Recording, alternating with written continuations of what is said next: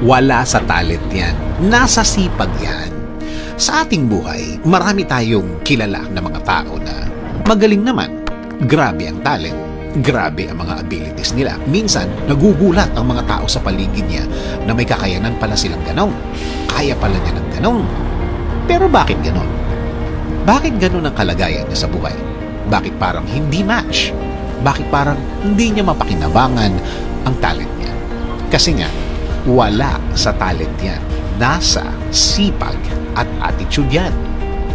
May mga taong kahit ilang beses mo nang binigyan ng chance, nabigyan ng chance ng buhay, bakit parang hindi umaangat? Parang hindi nagle-level up. Parang hindi niya napapakinabangan ang kaya niyang gawin.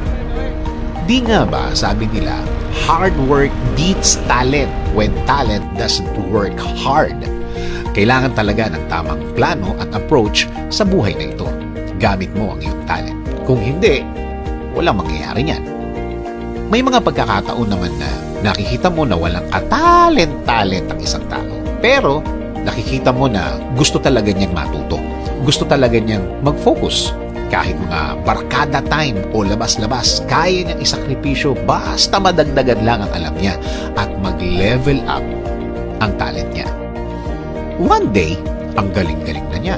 Magugulat ka na lang na nag-iba ang mga kaya niyang gawin. Nadagdagan pa!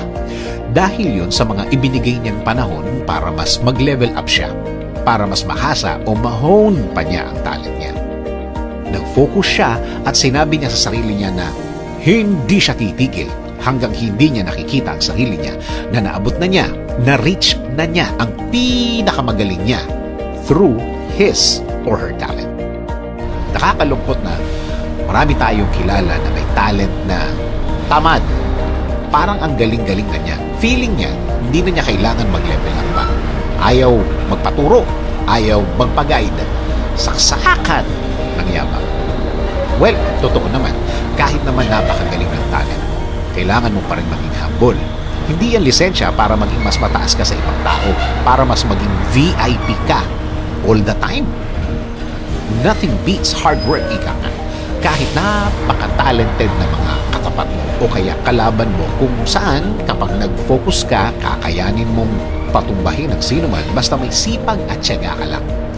Kahit gaano pa sila kagaling, tapatan lagi ng sipag at tamang attitude, magiging okay na ang lahat.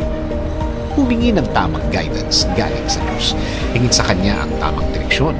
Hingi ng tamang tao na tutulong at magbibigay ng tamang payo sa kung ano man ang ginagawa mo. Hingin ang tamang oportunidad, pagkakataon para magamit mo ng tama. Ang talent naman natin na nagagamit natin ay galing sa Kanya. Minsan, nagugulat ka na lang sa mga kaya mong gawin. May abilidad ka pala sa ganyan, may kaya ka palang gawin ganon. Since na siya ang pinanggalingan ng talent natin, siya din ang may alam kung paano ang gagawin